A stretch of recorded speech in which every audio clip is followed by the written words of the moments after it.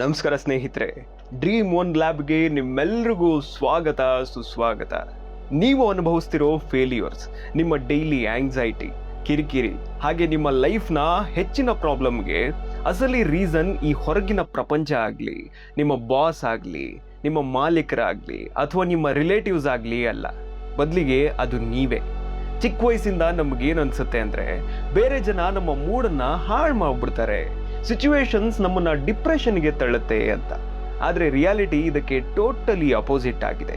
ಪ್ರಪಂಚದ ಯಾವುದೇ ಮನುಷ್ಯ ಆಗಲಿ, ಯಾವುದೇ ನೆಗೆಟಿವ್ ಸಿಚುವೇಶನ್ ಆಗಲಿ ಅಥವಾ ಯಾವುದೇ ಟಾಕ್ಸಿಕ್ ಮಾತಾಗಲಿ ನಿಮ್ಮನ್ನ ಎಲ್ಲಿಯವರೆಗೂ ಹರ್ಟ್ ಮಾಡೋಕ್ಕಾಗಲ್ಲ ಅಂದರೆ ಎಲ್ಲಿಯವರೆಗೆ ನೀವು ನಿಮ್ಮ ಮೈಂಡ್ನ ಒಳಗಡೆ ಅದಕ್ಕೆ ಪರ್ಮಿಷನ್ ಕೊಡಲ್ವೋ ಅಲ್ಲಿವರೆಗೂ. ನೀವು ಪರ್ಮಿಷನ್ ಕೊಟ್ಟರೆ ತಾನೇ ಅದು ನಿಮ್ಮನ್ನ ಹರ್ಟ್ ಮಾಡೋದು.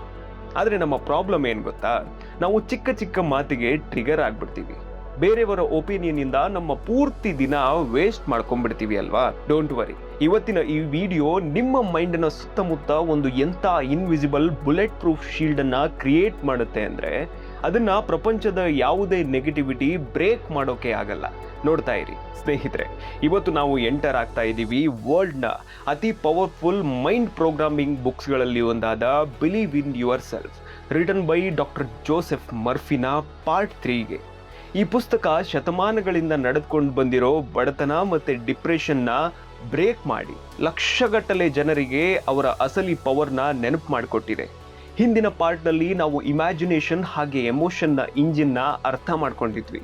ಆದರೆ ಇವತ್ತು ನಾವು ಈ ಬುಕ್ನ ಆ ಡೀಪ್ ಸೆಕ್ಷನ್ನ ಡಿಕೋಡ್ ಮಾಡ್ತಾ ಇದ್ದೀವಿ. ಅದೇನಂದ್ರೆ ಮಾನಸಿಕ ದೃಷ್ಟಿಕೋನ ಅಂದರೆ ಪಾಯಿಂಟ್ ಆಫ್ ವ್ಯೂ ಅಸಲಿಗೆ ಗೇಮ್ ಚೇಂಜರ್ ಆಗಿರುತ್ತೆ ಅಂತ. ಇವತ್ತು ನಾವು ಪ್ರೂವ್ ಮಾಡ್ತಾ ಇದ್ದೀವಿ ಹೇಗೆ ನಿಮ್ಮ ಆಟಿಟ್ಯೂಡ್ ನಿಮ್ಮ ಪೂರ್ತಿ ಲೈಫ್ನ ಎಕ್ಸ್ಪೀರಿಯನ್ಸನ್ನು ಬರೆಯುತ್ತೆ, ಹಾಗೆ ನೀವೊಬ್ಬರೇ ನಿಮ್ಮ ಯೋಚನಾ ಶಕ್ತಿ ಒಡೆಯರು, ಬೇರೆ ಯಾರೂ ಅಲ್ಲ ಅಂತ.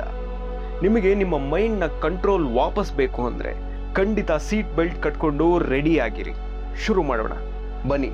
ಈ ಆಟಿಟ್ಯೂಡ್ ಕಾನ್ಸೆಪ್ಟ್ನ ಪ್ರಪಂಚದ ಅತಿ ದೊಡ್ಡ ಇನ್ವೆಂಟರ್ನ ಒಂದು ಸ್ಟೋರಿಯಿಂದ ಅರ್ಥ ಮಾಡ್ಕೊಳ್ಳೋಣ. ಇದನ್ನು ಕೇಳಿದ್ರೆ ನಿಮ್ಮ ಪಾಯಿಂಟ್ ಆಫ್ ವ್ಯೂ ಅಂದರೆ ದೃಷ್ಟಿಕೋನ ಲೈಫ್ ಲಾಂಗ್ ಶಿಫ್ಟ್ ಆಗುತ್ತೆ. ವರ್ಷ 1914 ಡಿಸೆಂಬರ್, 67 ವಯಸ್ಸಿನಲ್ಲಿ ಒಬ್ಬರು ಒಂದು ಮ್ಯಾಸಿವ್ ಡಿಸಾಸ್ಟರ್ಗೆ ಬಲಿಯಾಗ್ತಾರೆ. ಅವರೇ ಥಾಮಸ್ ಎಡಿಸನ್. ಒಂದು ಸಂಜೆ ಅವರ ಫ್ಯಾಕ್ಟ್ರಿಯಲ್ಲಿ ಭೀಕರ ಬೆಂಕಿ ಹತ್ಕೊಳ್ಳುತ್ತೆ. ಆ ಫ್ಯಾಕ್ಟ್ರಿಯಲ್ಲಿ ಅವರ ಪೂರ್ತಿ ಲೈಫ್ನ ರಿಸರ್ಚ್, ಎಲ್ಲ ಸೀಕ್ರೆಟ್ ಫಾರ್ಮುಲಾಸ್ ಹಾಗೆ ಅವರ ಪೂರ್ತಿ ಫ್ಯೂಚರ್ ಇರುತ್ತೆ. ಬೆಂಕಿ ಎಷ್ಟು ದೊಡ್ಡದಾಗಿತ್ತು ಅಂದರೆ ಎಡಿಸನ್ ಅವರ 24 ವರ್ಷದ ಮಗ ಚಾರ್ಲ್ಸ್ ಏನೂ ಮಾಡೋಕ್ಕಾಗದೆ ಅಲ್ಲಿ ನಿಂತ್ಕೊಂಡು ಹತಾಶೆಯಿಂದ ಅಳ್ತಾ ಇರ್ತಾರೆ. ಅವನಿಗೆ ಅನಿಸ್ತು ಅಪ್ಪನ ಕನಸುಗಳು ಮತ್ತೆ ಪೂರ್ತಿ ಎಂಪೈರ್ ಇವತ್ತು ಬೂದಿ ಆಯಿತು ಅಂತ. ಆ ಬೆಂಕಿಯಲ್ಲಿ ಎಡಿಸನ್ಗೆ ಸುಮಾರು $23 ಮಿಲಿಯನ್ ಲಾಸ್ ಆಗ್ತಾ ಇತ್ತು. ಇವತ್ತಿನ ಲೆಕ್ಕಕ್ಕೆ $23 ಮಿಲಿಯನ್ ಅಂದರೆ ಸುಮಾರು 190 ಕೋಟಿ ರೂಪಾಯಿ ಬೆಂಕಿಯಲ್ಲಿ ಬೂದಿ ಆಗ್ತಾ ಇತ್ತು. ಒಬ್ಬ ನಾರ್ಮಲ್ ಮನುಷ್ಯ ಈ ಸಿಚುವೇಶನ್ನಲ್ಲಿ ಇದ್ದಿದ್ರೆ ಹಾರ್ಟ್ ಅಟ್ಯಾಕಿಂದ ಸಾಯ್ತಿದ್ದ ಅಥವಾ ಡಿಪ್ರೆಷನ್ಗೆ ಹೋಗ್ತಿದ್ದ. ಆದರೆ ಎಡಿಸನ್ ಅವರ ಸ್ಟ್ರಗಲ್ ಹಾಗೆ ದುಃಖಗಳು ಬಿಯಾಂಡ್ ಇಮ್ಯಾಜಿನೇಷನ್ ಆಗಿತ್ತು. ಎಡಿಸನ್ ಮೈಂಡ್ ಬೇರೆ ಫ್ರೀಕ್ವೆನ್ಸಿಯಲ್ಲೇ ಟ್ಯೂನ್ ಆಗಿತ್ತು. ಎಡಿಸನ್ ಅಲ್ಲಿಗೆ ಬರ್ತಾರೆ, ಆ ಬೆಂಕಿಯನ್ನು ನೋಡ್ತಾರೆ, ಹಾಗೆ ತಮ್ಮ ಅಳ್ತಿರುವ ಮಗನಿಗೆ ಹೇಳ್ತಾರೆ, ಹೋಗು ನಿನ್ನ ಅಮ್ಮನ ಕರ್ಕೊಂಡು ಬಾ, ಅವಳು ಇವತ್ತಿನವರೆಗೂ ತನ್ನ ಲೈಫಲ್ಲಿ ಇಷ್ಟೊಂದು ದೊಡ್ಡ ಬೆಂಕಿನ ನೋಡಿರಲ್ಲ, ಹಾಗೆ ಬಹುಶಃ ಮುಂದೇನು ನೋಡೋಕ್ಕಾಗಲ್ಲ ಅಂತ ಚಾರ್ಲ್ಸ್ಗೆ ಹೇಳ್ತಾರೆ. ಚಾರ್ಲ್ಸ್ಗೆ ಶಾಕ್ ಆಗ್ಬಿಡುತ್ತೆ. ಎಡಿಸನ್ ಸ್ಮೈಲ್ ಮಾಡ್ತಾ ಹೇಳಿದ್ರು, ಡೋಂಟ್ ವರಿ ಮಗ, ನಮ್ಮ ಎಲ್ಲ ಮಿಸ್ಟೇಕ್ಸ್ಗಳು ಸುಟ್ಟು ಬೂದಿ ಆಯಿತು, ನಾಳೆಯಿಂದ ನಾವು ಮತ್ತೆ ಫ್ರೆಶ್ ಹೊಸದಾಗಿ ಸ್ಟಾರ್ಟ್ ಮಾಡ್ಬೋದು ಅಂತ. ಎಂಥ ಥಾಟ್ ಪ್ರಾಸೆಸ್ ಅಲ್ವಾ ಅದು. ಇದು ಮ್ಯಾಜಿಕ್ ಅಲ್ಲ, ಇದೊಂದು ಆಟಿಟ್ಯೂಡ್ನ ಬಿಗ್ಗೆಸ್ಟ್ ಎಕ್ಸಾಂಪಲ್. ಇದು ಡಾಕ್ಟರ್ ಜೋಸೆಫ್ ಮರ್ಫಿ ಹೇಳಿಕೊಟ್ಟ universal law. External world is equal to internal reaction. ಅಂದರೆ ಹೊರಗಡೆ ಜಗತ್ತು ನಿಮ್ಮ ಇಂಟರ್ನಲ್ ಆಟಿಟ್ಯೂಡ್ ಹಾಗೆ ಬಿಹೇವಿಯರ್ಗೆ ಸಮ ಇರುತ್ತೆ ಅಂತ. ಹೊರಗಡೆ ಬೆಂಕಿ ಬಿದ್ದಿತ್ತು, ಅದೊಂದು ಫ್ಯಾಕ್ಟ್ ಆಗಿತ್ತು. ಆದರೆ ಆ ಬೆಂಕಿಯನ್ನ ತಮ್ಮ ಮೈಂಡ್ನಲ್ಲಿ ದುಃಖ ಆಗಿ ಮಾಡಬೇಕಾ ಅಥವಾ ಒಂದು ಹೊಸ ಸ್ಟಾರ್ಟ್ ಆಗಿ ಮಾಡಬೇಕಾ ಅನ್ನೋದು ಟೋಟಲಿ ಎಡಿಸನ್ ಅವರದೇ ಸ್ವಂತ ಆಟಿಟ್ಯೂಡ್ ಆಗಿತ್ತು. ಎಡಿಸನ್ಗೆ ನೆಗೆಟಿವಿಟಿ ತಮ್ಮ ಮೈಂಡಲ್ಲಿ ಜಾಗ ಕೊಡಲೇ ಇಲ್ಲ. ಆ್ಯಂಡ್ ಮ್ಯಾಜಿಕ್ ನೋಡಿ, ಅದೇ ವರ್ಷ ಎಡಿಸನ್ ಫ್ಯಾಕ್ಟ್ರಿನ ಮತ್ತೆ ಕಟ್ಟಿದ್ರು. ಆ್ಯಂಡ್ ಮಜಾ ಏನಂದರೆ ಹಿಂದಿನ ವರ್ಷಗಳಿಗಿಂತ 10 ಪಟ್ಟು ಜಾಸ್ತಿ ಪ್ರಾಫಿಟ್ ಕ್ರಿಯೇಟ್ ಮಾಡಿದ್ರು. ನಿಮ್ಮ ಆಟಿಟ್ಯೂಡ್ ಮಾತ್ರ ನಿಮ್ಮ ರಿಯಾಲಿಟಿನ ಕ್ರಿಯೇಟ್ ಮಾಡುತ್ತೆ, ನೆನ್ಪಿಟ್ಕೊಳ್ಳಿ. ನಿಮ್ಮ ಮೈಂಡ್ ಒಂದು premium high speed computer network ಇದ್ದಂಗೆ. ಪ್ರಪಂಚದ ಎಲ್ಲ ಜನ ಅವರ ಟಾಂಟ್ಸ್, ಅವರ ನೆಗೆಟಿವಿಟಿ ಹಾಗೆ ಬ್ಯಾಡ್ ಸಿಚುವೇಶನ್ ಎಲ್ಲನೂ ಒಂದು ವೈರಸ್ ಇದ್ದಂಗೆ. ಅದು ಕಂಟಿನ್ಯೂಸ್ ಆಗಿ ನಿಮ್ಮ ಸಿಸ್ಟಮಲ್ಲಿ ಎಂಟರ್ ಆಗೋಕೆ ಟ್ರೈ ಮಾಡ್ತಾನೆ ಇರುತ್ತೆ. ಅದಕ್ಕೆ ನಾವೇ ಆ್ಯಂಟಿವೈರಸ್ ಇನ್ಸ್ಟಾಲ್ ಮಾಡಿ ಬರದೇ ಇರೋ ಥರ ತಡಿಬೇಕು. ಇದನ್ನು ನೆನ್ಪಿಟ್ಕೊಳ್ಳಿ. ಡಾಕ್ಟರ್ ಜೋಸೆಫ್ ಮರ್ಫಿ ಹೇಳ್ತಾರೆ, ಇದನ್ನು ಅಚೀವ್ ಮಾಡಬೇಕು ಅಂದರೆ ನಾವು 3 ಕಾಂಪೊನೆಂಟ್ಸನ್ನು ಅರ್ಥ ಮಾಡ್ಕೋಬೇಕು ಅಂತ. First one, the external trigger. ಈ ನೆಗೆಟಿವ್ ಈವೆಂಟ್ ಅಥವಾ ಯಾರದ್ದಾದರೂ ಬ್ಯಾಡ್ ಕಮೆಂಟ್ಸ್ಗಳು ಯಾವಾಗಲೂ 100% ನ್ಯೂಟ್ರಲ್ ಆಗಿರುತ್ತೆ. ಅದರಲ್ಲಿ ಯಾವುದೇ ಎಮೋಷನ್ಸ್ ಆಗಿರಲ್ಲ. Second one, the mental fire wall. ನಿಮ್ಮ ಮೆಂಟಲ್ ಪರ್ಮಿಷನ್ ಇಲ್ಲದೆ ಪ್ರಪಂಚದ ಯಾವುದೇ ಎಮೋಷನ್ಸ್ ನಿಮ್ಮ ಒಳಗಡೆ ಬರೋಕೆ ಸಾಧ್ಯನೇ ಇಲ್ಲ. ಇನ್ನು third one, the reality output. ನಿಮ್ಮ ಆ್ಯಕ್ಷನ್. ಯಾವಾಗ ನೀವು ನೆಗೆಟಿವಿಟಿನ ರಿಜೆಕ್ಟ್ ಮಾಡ್ತೀರೋ ಆಗ ನಿಮ್ಮ ಎನರ್ಜಿ ಹಾಗೆ ನಿಮ್ಮ ಫ್ರೀಕ್ವೆನ್ಸಿ ಪ್ಯೂರ್ ಆ್ಯಂಡ್ ಸ್ಟ್ರಾಂಗ್ ಆಗ್ತಾ ಹೋಗುತ್ತೆ. ಆದರೆ ನೀವು ಅಕ್ಸೆಪ್ಟ್ ಮಾಡಿದ್ರೆ ಅದೇ ನಿಮ್ಮ ಗ್ರೋತ್ನ, ಒಳಗಿರೋ ಇನ್ವಿಸಿಬಲ್ ಎನರ್ಜಿನ ತಿಂದಾಕ್ಬಿಡುತ್ತೆ. ಕ್ರಮೇಣವಾಗಿ ನೀವು ಮ್ಯಾನಿಫೆಸ್ಟ್ ಮಾಡೋದನ್ನೇ ಸ್ಟಾಪ್ ಮಾಡ್ತೀರಾ. ನೆಗೆಟಿವಿಟಿಗೆ ಪವರ್ ಕೊಡೋದನ್ನ ಸ್ಟಾಪ್ ಮಾಡಿ. ರೋಮ್ನ ಮಹಾ ಎಂಪರರ್ ಮಾರ್ಕಸ್ ಔರೇಲಿಯಸ್ ಹೀಗೆ ಹೇಳ್ತಾರೆ, ನನಗೆ ಹರ್ಟ್ ಆಗಬಾರ್ದು ಅಂತ ಯೋಚನೆ ಮಾಡಿ, ನಿಮಗೆ ಹರ್ಟ್ ಫೀಲ್ ಆಗಲ್ಲ. ಏನೇ ಆದರೂ ನನಗೆ ಹರ್ಟ್ ಆಗೋದೇ ಇಲ್ಲ ಅಂತ ಫಿಕ್ಸ್ ಆಗಿ, ನಿಮಗೆ ಹರ್ಟ್ ಆಗಿರೋದೇ ಗೊತ್ತಾಗಲ್ಲ ಅಂತ. ಭಗವದ್ಗೀತೆಯಲ್ಲಿ ಶ್ರೀಕೃಷ್ಣ ಹೇಳ್ತಾರೆ, ಮನುಷ್ಯನ ಸ್ವಂತ ಮನಸ್ಸೇ ಅವನ ದೊಡ್ಡ ಶತ್ರು, ಹಾಗೆ ಅವನ ಅತಿ ದೊಡ್ಡ ಫ್ರೆಂಡ್ ಕೂಡ ಅದೇ ಮನಸ್ಸು ಅಂತ. ಸ್ವಲ್ಪ ಯೋಚನೆ ಮಾಡಿ, ನಿಮ್ಮ ಡೈಲಿ ಲೈಫ್ನಲ್ಲಿ ನೀವು ಯಾವತ್ತಾದರೂ ಇದನ್ನು ಫೀಲ್ ಮಾಡಿದ್ದೀರಾ ಅಂತ? ನೀವು ಬೆಳಗ್ಗೆ ಸಖತ್ ಎನರ್ಜೆಟಿಕ್ ಮೂಡಲ್ಲಿ ಎದ್ದು ರೆಡಿಯಾಗಿ ಕಾಲೇಜ್ ಅಥವಾ ಆಫೀಸಿಗೆ ಹೋಗ್ತಾ ಇರ್ತೀರಾ, ತುಂಬಾನೇ ಖುಷಿಯಾಗಿರ್ತೀರಾ. ಇದ್ದಕ್ಕಿದ್ದ ಹಾಗೆ ನಿಮ್ಮ ಒಬ್ಬ ಕಲೀಗ್ ಬಂದು ಹೇಳ್ತಾನೆ, ಮಗ ಇವತ್ತು ನಿನ್ನ ಕಣ್ಣಾಕೋ ಇಷ್ಟು ಕೆಂಪಾಗಿದೆ, ಯಾಕೆ ಇಷ್ಟು ಹುಷಾರಿಲ್ಲದ ಥರ ಸುಸ್ತಾಗಿ ಕಾಣಿಸ್ತಿದೀಯಾ ಅಂತ.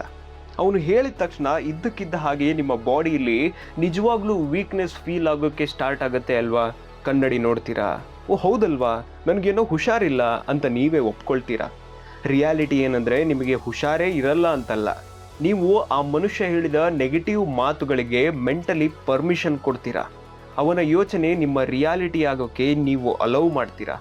ಆದರೆ ನೀವು ಅದೇ ಟೈಮಲ್ಲಿ ಸ್ಮೈಲ್ ಮಾಡ್ತಾ ನಾನು ಪೂರ್ತಿಯಾಗಿ ಪರ್ಫೆಕ್ಟ್ ಆ್ಯಂಡ್ ಎನರ್ಜೆಟಿಕ್ ಆಗಿದ್ದೀನಿ ಅಂತ ವಾಪಸ್ ರಿಪ್ಲೈ ಕೊಟ್ಟಿದ್ರೆ ಆ ವೀಕ್ನೆಸ್ ಯಾವತ್ತೂ ಬರ್ತಾನೆ ಇರಲಿಲ್ಲ.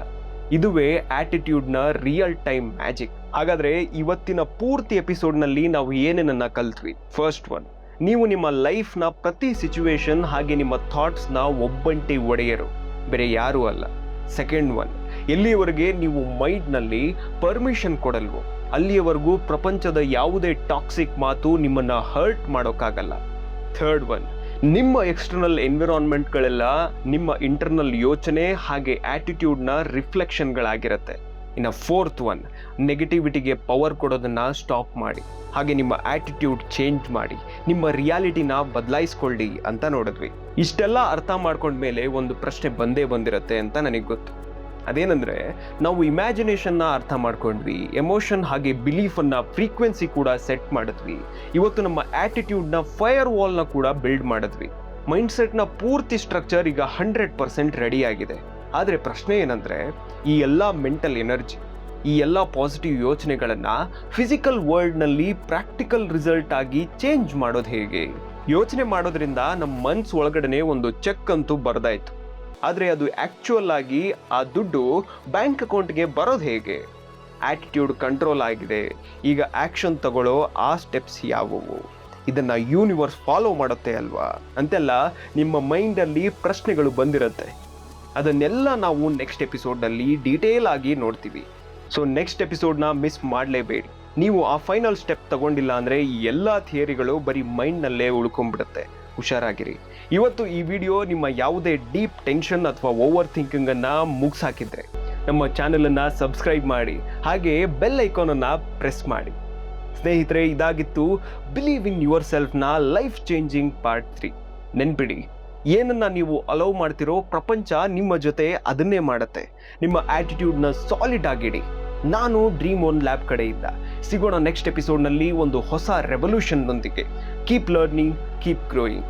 ನಮಸ್ಕಾರ, ನಾನು ಹೋಗಿ ಬರ್ತೀನಿ. Have a wonderful day.